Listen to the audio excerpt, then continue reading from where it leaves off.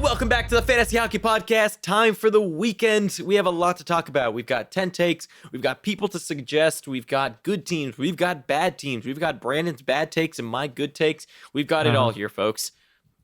Your takes are terrible. That take that you just had about my takes was terrible. Let the people decide. I don't know. Crappy meta take. Actually, I don't want the people to decide. I know exactly who they'd side with. Okay, so to make Sportsnet proud, let's jump into 10 takes here. And my first one is in true Sportsnet fashion, about the Leafs. Of course. Because where else? Why not? Why not start again with the Leafs? And I think that my first bit here is maybe the issue in Toronto was not all coaching related, because they're still struggling. Yeah.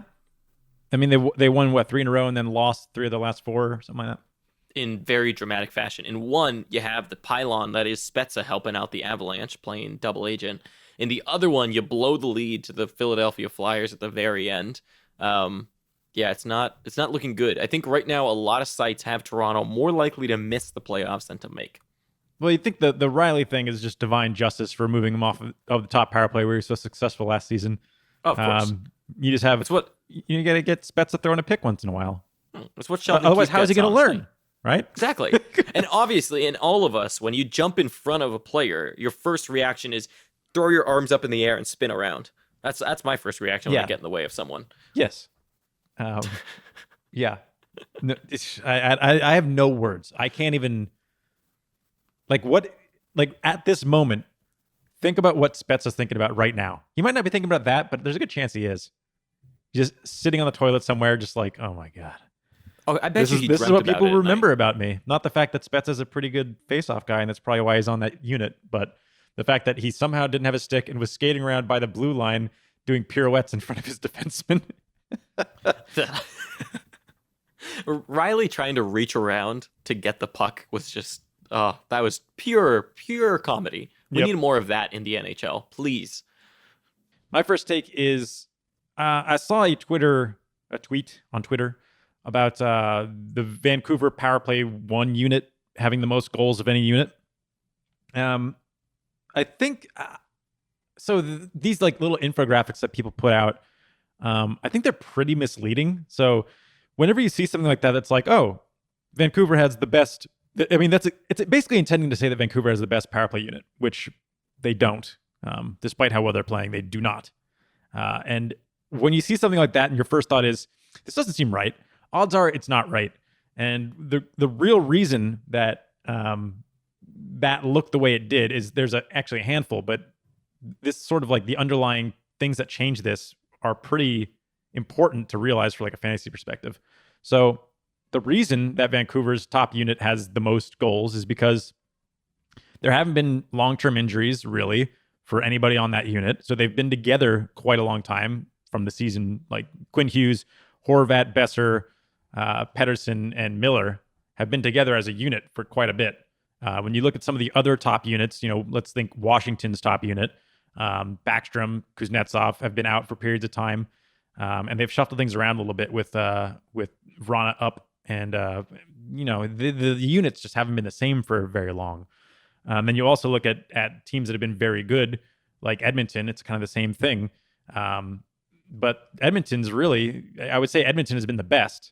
They actually have, they're 32% or something like that on the power play so far, which is leading the league by a pretty healthy margin. The problem is they get no opportunities. They have 80 opportunities to Vancouver's 112 or something, 114. So that's where you're seeing the big difference. There's more to that. It's fun to think about, I guess, but there's just so much more going into what it means to have a power play unit with a bunch of goals that essentially making that little infographic is just trying to push a narrative that kind of doesn't exist. My next take is going to be about Taylor Hall, who, while being in a lot of talks about real life trades, he's actually been involved in a lot of fantasy trades. He's been the most traded player on Yahoo for the past few days. I kept checking, and he continuously keeps showing up. And so people continue to trade him. And I don't entirely get why. He's been playing a lot better as of late, shooting really well. And the only thing I can think of is that people are trading based on the trade rumors. And on top of that, we see a lot of talk from people, rightfully so, that Taylor Hall is going to go somewhere, sign a big contract, and then people are going to regret that contract later. So there's been a lot of negative talk surrounding Taylor Hall recently, from him checking out to, all the trade talks to where is he going to go and him not being really worth it. There's just been so much negativity that I think people are taking too much of the real life negativity and applying that to fantasy and trying to move him. Now, if you're trying to buy him, then cool. But all the selling doesn't really make sense to me. Yeah, I agree. I think that wherever he winds up going, he's probably going to be at a contender and have a revitalization. So I think that he's going to be even better. And he really hasn't been that bad. I get that he's underperforming compared to what people would expect from him, but I think he's going to be very good as soon as he moves, which who knows when that'll be, but it'll be before playoffs. So most likely, unless something crazy happens. Think about how much a team is going to have to give up, right, for a Taylor Hall. You're not going to put that guy on your third line. And although, who knows? I mean, Nashville paid a ton to get Kyle Turris, and look what happened. So I guess things like that can happen. But I'm under the assumption that you're not going to acquire Taylor Hall just to put him on a crappy line in a crappy power play unit. Yeah, he's going to be in good position wherever he goes. All right, my next one here is the sell window for Jonas Donskoy and Andrei Burakovsky is closing pretty quickly, as I'm sure most of you are already aware. That said, I'm hearing a lot of questions about acquiring Donskoy for the rest of the season. I would definitely not. I honestly think he's going to completely vanish as soon as he's bumped off that top line. His ice time is going to drop. His deployment, literally from an offensive zone perspective, is going to drop. He's going to lose top power play because it's going to go right back to being Rantanen, McKinnon, Landeskog, Kadri, and Makar.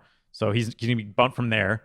And there's really not a lot of value on that team when you're not on the top line. So I think we're going to go right back to Donskoy kind of being like an occasional streamer when he's on a heater, but that's about it. And kind of the same deal with Burakovsky. I like Burakovsky as an individual player more than I do Donskoy, but I just don't see how they become relevant on a team like Colorado, where it's so front loaded and there's no way they can kind of muscle into top power play. Oh, well, I guess there is. You could make the argument that Kadri will get bumped out, but he plays a particular role in that unit, and I'm not sure that Burakovsky or Donskoy can replace him there. And even if they do, I'm not sure it would translate into power play points. So try to trade if you can, maybe as part of a package. Yeah, I think a package is the one that makes the most sense, similar to we've talked about Zach Parise and other ones where them alone, people know that they're not that valuable, right? But they could be a really good add to get that trade done, and you're not going to really lose out on much. And normally people, for whatever reason, when they're alone, will look at him and say, oh, he's not worth it, he's obviously going to be moved off. But then when you include them in the trade, they're like, oh, well, actually, yeah, I like him quite a bit. So it's weird. Usually packaging only helps normally, if you know what you're doing. Okay, moving on to my next one here. Yahoo added an advanced stats feature where you can explore advanced stats now on your team page. Now, a few weird things. One, they decided that the best way to display time is in seconds. Why? I don't know. I've never in my life thought of showing time as seconds. So they also don't say what it's denoted in, so it's just a number. You're like, what is that? But look, good on them for adding stuff, and I'm actually excited to see where that tab goes in the future. But I would like to see shooting percentage for one. I would like to see games played for one. Shifts is pretty useless because, if you're injured, you're not going to have as many shifts. Shifts per game is way more important. On top of that, the game stars is completely useless. Please never use game stars as a metric to judge performance. But then there's, on top of that, a quick little aside on actual advanced stats. So a lot of people have issues with stats, and especially as they enter sport, and even more so when they enter fantasy. And I think that the way you need to think about stats, especially for fantasy, they're not predictors.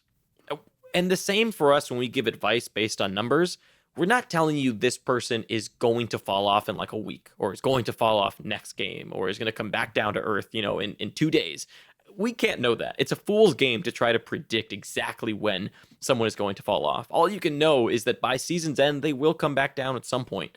And you can use them as indicators, and that's what the stats are for. They're not predictors, they are indicators. When a shooting percentage is high, it indicates to you that person is unsustainable. But it doesn't tell you when that's going to come down. And that's really important. That distinction is really important to know. And I think that's something, especially for beginners, that I think gets lost a lot of times, is when you see a high shooting percentage, you think it's an automatic, sell high kind of candidate. Or you see a low shooting percentage, you think automatic buy low. Different things like that, right? They're not predictors, they're indicators. And you've got to dig in a little bit more to understand them. They're not things that you just see and immediately take action on. Yeah. And I think that having more data points helps, obviously, because you could take any player and find a way to call them unsustainable one way or the other. If you were to just simply look at a single game and you see Taylor Hall didn't get a goal, oh, he's unsustainably low, which, I mean, actually he probably is. But and then you look at another game where this player got a goal and only shot 3 times. That's a 33% shooting. That's unsustainable. Like, okay, yes. But you have to look over like a certain period of time. That's why trying to figure out how a player is going to play kind of gets easier, or at least the indicators become more obvious as the season goes on. Because when the season starts, we're trying to figure out what's going on based on last season's stats and kind of assuming any changes that we've seen in the lines from preseason stuff. So it begs to be seen that we should be able to have a better indication of what's going to go on as the season progresses. And on top of that, stats aren't everything. The eye test is important as well. And I use the eye test more than anything to point in directions of where I should look. Like, you need both, because the eye test sometimes will tell you, this is always my best favorite example, is you can't tell me by the eye test what someone's point projection is or what their point pace is. You can't tell me that based on that, right? If you have a good idea of how many shots the person was on the ice for, how often does the team convert, how often do they convert their own shots, you can come up with a pretty good projection normally. But you can't get that from the eye test. What the eye test can tell you is you can be watching a game and say, that person looks really good. And then you can dive into the stats and say, oh, well, this deployment is really good. Their shooting percentage is a little bit low. Maybe they're worth a flyer. And so a lot of times the eye test will actually point out players that are worth it far earlier than the numbers will. The numbers may be behind, but you see someone, for example, I think a good example of this is John Marino. Not as good deployment at first, right? And then all of a sudden he starts, if you watch the games early, we're like, oh, John Marino looks really good. So from the eye test, you can kind of place a watch on him and then start to see when the stats start to back up what you're seeing for fantasy purposes. And that's how they both live together. But neither one should exist, I think, alone. Okay, my next one is I'm expecting just to be completely overwhelmed with Tristan Jarry questions coming up here. Let's just start with the fact that this is exactly what we saw last season. Matt Murray struggled early on. I think he actually had a decent October, if I remember right, but then struggled for a bit, lost his net for a while, and then got it back. And I basically think that's what's happening again. Murray seems to, for whatever reason, when things start going poorly, they keep going poorly for a while. And that's what he's in the middle of this like kind of cold streak right now. So the Pittsburgh organization has basically shown that they're more than happy to play a hot goalie for as long as they need to. But the fact of the matter is their weight is still behind Murray, and it should be. He started pretty poorly last season, ended the season with a 919. That's pretty good considering how much the scoring has increased year over year. I think the average last season was below a 910. So considering he started as weak as he did and ended where he did, pretty impressive, actually. And I think we're going to see something similar this season. I don't think this is Tristan Jarry's net or anything. Maybe in some crazy, twisted world that actually might happen, but I really, really don't see it. I think that he's going to, he's going to play as well as he can for as long as he can. But as soon as he starts to stumble, it's going to go right back to Murray's net. And that might be after his next game. It might be in a couple of weeks. We can't really tell that. But just from the way that Pittsburgh has handled Murray in the past, it's pretty indicative that Jarry will eventually go back to being a backup as expected. Yeah, I mean, the same thing happened last year. If you look at the first quarter from last season, Matt Murray posted an .877 save percentage and a .408 goals against average. And that was the first quarter over 11 games, which is a pretty long stretch. And right now he has one quality start in his last 9 games played. Very similar to last year's slump, actually. And then what he did after that was he posted a 9.62 over his next 7 games after those 11. And then in the third quarter, he posted a 9.12. And in the fourth quarter, he posted a 9.30. This season, in the first quarter, which is 16 games this year for the first quarter, he posted a 9.13. Now, it's weird because the slump overlaps that first quarter a little bit. So he was actually more like at a 9.2 before the slump began, and now he's having a really bad second quarter of the season so far. So I think Matt Murray will definitely figure it out, and when you look at where he's struggling, it's mostly low danger save percentages, and the Pens are actually playing really well in front of him. So this is a goaltender issue, and I fully trust at least Matt Murray to figure it out. Yep, totally agree. My next one is Minnesota. Just as we all expected, they're 7-0-3 in their last 10 games, and now they're above Calgary and Nashville. Just as we all predicted. Yep. Oh, what is happening in the West? The West is crazy. What I will say, though, is that they are being bolstered quite a bit by inflated shooting percentages, which are helping them out a lot right now. But they do look better as a team, and they've actually gotten much more better goaltending, which is what was hurting them before. Much more better. Much more better. Yes, my grammar is also much more worse. But Minnesota, I don't think this lasts. I think this comes down to earth at some point. I think they're going to be exactly who they've been in the past. Like you called it the Minnesota Standard. They're probably going to just barely make the playoffs or just barely miss like they always do. Oh, for the longest time, they barely made it and lost in the first. That's the Minnesota way. Yeah. So maybe that's what they're doing again. Who knows? Okay. My next one here is, I think when you first mentioned this, it was pretty, not aggressive, but it was, a lot of people thought we were out of our minds, or you were out of your mind. And that's that I do believe now that this concept of dropping Pavelski is not a hot take anymore. It's just most leagues should be doing that. Most teams in most leagues should be dropping Pavelski unless you're in a very deep league. I'm still seeing on Twitter when people ask questions to us or various other podcasts and fantasy entities or whatever about what do you do about Pavelski, and a lot of them are still recommending to waiver the guy and all this, and I don't understand why. So, well, actually, maybe I do. And we actually recorded this once already, so I've gone over this diatribe, so hopefully it still sounds the way it did the first time, because I think I did a pretty good job the first time. But the basic concept I think that's happening right now is that those of us that have been playing fantasy or been watching hockey for a long time we're basically nostalgic. We see Pavelski as this player that you drafted in the first, 5 rounds or so for years, and he was always super consistent. He would always get you that like 65 plus points with a bunch of peripherals, good shots, a bunch of power play points. He was great forever. And then last season, people still drafted him fairly high, and he did pretty good. He was on a 70-point pace, and his shots came down a little bit. But what really happened last season was he was basically on the way to having a worse season, but he was bolstered by this increased shooting percentage. If you were to reduce his shooting percentage down to what he usually has, he was at like a 20% last season. If you reduce that down to his career average, which I think is something like 11%, he would have dropped his goals by a pretty healthy margin, and that would have put him right around just below 60-point pace, which is that somebody you draft high? Definitely not. That's kind of a guy you take a flyer on at the end of a draft.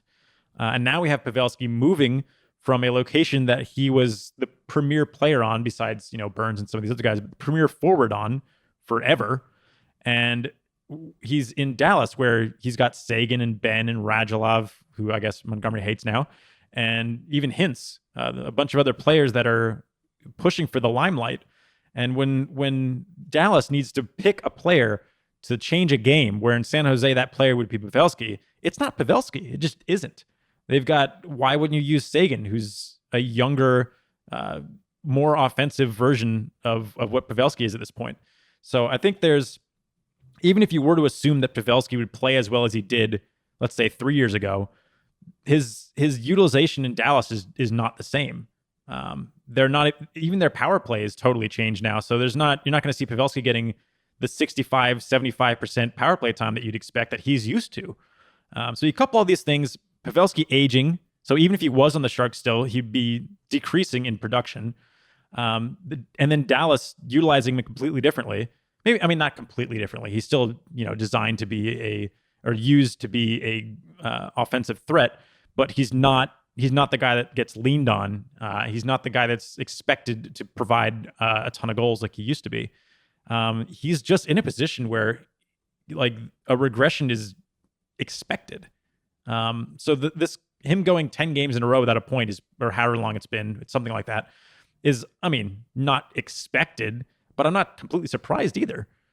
His role's changed. He's changed. He's not a guy that needs to be held on to. He's not like the sparkling gem that we've known him to be for the last, bunch of years, especially in fantasy. It gives me so much joy to hear this. I feel so vindicated.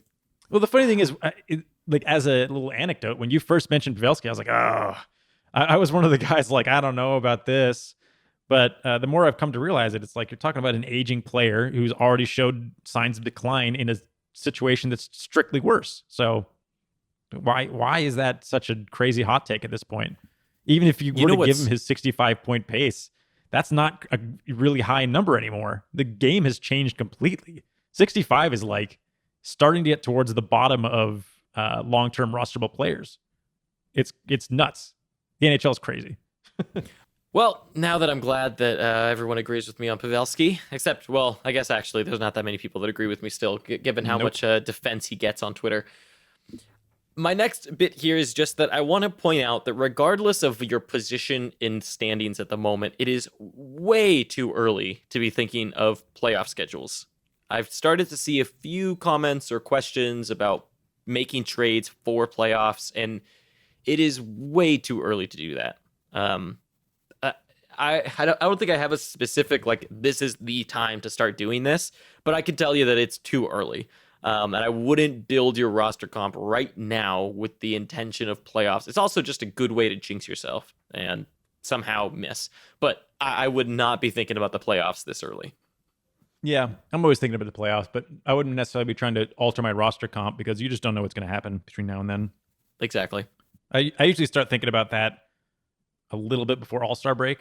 I start thinking, I should start working on my off nights if I need to. I actually haven't even looked at the playoff schedule yet, so I don't even know what my team comp currently looks like compared to it, but I'm sure I will at some point just for funsies and then panic. Okay, my last bit here is Detroit. Isn't it fitting to have the last place take be about the last place team? Yeah. And so a 10th take for the current worst team on a 10-game losing streak with 8 straight in regulation now and 5 goals in the last 6 games. Yikes. I don't need, like, what do you even say? I have no, there's nothing that you can say about this team right now. They just can't get anything going. And I don't even know what the solution is. It's just, they're just bad. The solution is the first overall pick. Yep. That might be, maybe it's all intentional.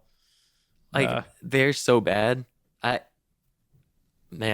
thought for sure Ottawa would know. be unbeatable as the last place team. Or unlosable. Like there's no way that anybody would possibly be able to do worse, but Detroit this is insane. I don't know what is happening over there. It's not as bad, but it reminds me a lot of that Colorado team. That was atrocious. Yeah. When they tanked. I mean, it's just they can't score. They have terrible goaltenders.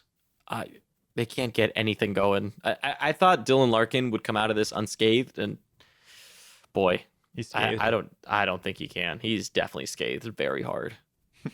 Okay, so now let's move into the schedule for the weekend, and let's start first with teams with good matchups, which are going to be Florida, who plays Columbus and San Jose, Edmonton, who plays LA and Buffalo, Arizona, who plays Pittsburgh and Chicago, and then Chicago, actually, who plays the Devils and Arizona. Now, I want to briefly mention the Florida one. I don't necessarily think that Columbus and San Jose are easy matchups, but I think those are ones where, from a fantasy perspective, there could be a lot of goals. Yep. And so from that perspective, it's a good matchup. From teams with bad matchups, it's going to be the Rangers, who play Montreal and Vegas, the Los Angeles Kings, who play Edmonton and Calgary, San Jose Sharks, who play Tampa and Florida, Anaheim, who plays Washington and Winnipeg. And those are your teams with bad matchups. And the teams that play both off nights, so that's Friday and Sunday, are going to be Anaheim, Arizona, Chicago, Edmonton, and the Rangers, also Yay. known as a list of many of the worst teams in the NHL. But at least there's teams this time. At least it's there's been so long teams without this time. teams. Just nobody. And there's I think, a clear consensus best pickup for the weekend. Is there? I think so. You say the same person? I think so. Do you want to say yours? I'm scared now because I'm not super convinced about my top guy here. But my first one on here is Brandon Saad. Brandon Saad. That wasn't the top one, but I do agree with him. Well, since we discovered that he's top power play now, I agree that I think he jumps the other person. We don't know if he's going to keep that because we have Strome coming back. He did play top line, top power play. Well, I don't know. Their lines were all over the place, but he played top power play last game. Shooting a lot, 11% ownership, left wing. Yeah. I also have Brendan Lemieux on here. I don't know if that's going to be right. I like Brendan Lemieux. I think he's the best option for the weekend. Yeah. For Bengals. You got Bengals. For Bengals and potential points since he's on the top line. That's actually all I listed on here. I put Brendan Lemieux, left wing, 11%, Bengals. I put my next one here, which is Calvin Hahn on Chicago defenseman, 12% owned. I just put all the Bengals. Yep. And also, DeHaan is actually a great grab for this weekend, and Chicago has a really good schedule next week. Yep. So DeHaan is actually good. In our shared league. Yeah, DeHaan is a really good option both for this week and next week. And Saad. We grabbed Saad too. And Taze. And Saad. We got a lot of Blackhawks right now. All our suggestions. My next one here, I'm just going to jump into my next one really quick, which is my last one because we talked about Saad already. It's Clayton Keller, Arizona, 43% owned. Been playing really well. He's been shooting a ton and actually getting some points and some power play points as well. So I would pick up Clayton Keller for shots specifically with points upside if that's what you need this weekend. All right, my next one is Jacob Silfverberg, right wing, 31%. I feel like I think I've made this description about a few players now, but he's turning into my Mikhail Backlund of just like a decent ad when you have the opportunity. Playing the off nights, gets decent amount of shots, and he's power play 1. That's kind of good enough for me. So he's always on my radar when he gets those off nights, and Anaheim so often does. My next one is, this is going to be funny, Tristan Jarry. Oh boy. 18% or maybe higher. I don't know. He's been added so much today. He's either going to get Arizona or Detroit as a matchup, which is pretty great. And you have that opportunity to keep him for long-ish term. Again, I don't think it's going to be super long-term, but I think it seems like Pittsburgh goalies, backup goalies, when they're thrown into the spotlight, seem to do pretty well for a pretty decent amount of time if DeSmith has anything to learn by. So hopefully Jarry can get something going for a little while, and maybe you can freak out the Murray owner into trading with you or something. So I've actually got 3 more, but they're all part of one package. The Edmonton Oiler, who knows who's going to be my center winger package. And that's Kyra, Gagne, and Archibald. Right now we're seeing Archibald sitting next to McDavid on the top line. And Kyra and Gagne are winging with Draisaitl. Neil, if you're curious, is the other winger up with McDavid right now. So Gagne of this list is the only one that apparently is getting power play exposure at the moment. And I don't necessarily suggest picking up any of these guys unless you're in very deep leagues. This is for the leagues where you're looking at, somewhere between 0 and 5% ownership typically for your streamers. These 3 guys are an opportunity, right? Like they have the off nights, and which are, not the easiest to come by. They have relatively easy matchups in LA and Buffalo, and they have as good a deployment as any 3 of these guys is ever going to get again. So it's something that you'll have to watch coming into Friday. They may not hold their winger position or keep their line coming into Sunday. So they're all gambles, but who knows? Kyra scored in their last game, so it's possible. Okay, and there is the weekend preview. So, of course, go pick up Kyra and Gagne and Brandon Saad and all these big names that used to be somebody. Archibald, someone. Drop Pavelski for Kyra. Of course, there you go. I mean, at this point, Pavelski is definitely worth a streamer spot, and Kyra is a streamer, so technically, that could happen. So there you go. Pay attention. This weekend we'll have sit-start Saturdays. Tune in for that. It'll be an hour before games start. And then we'll also have the week preview coming out on Sunday. And then Unsustainable next week will be coming out on Tuesday, just as a heads up. And other than that, thank you for listening, and we will catch you next time. Yep, thanks for listening.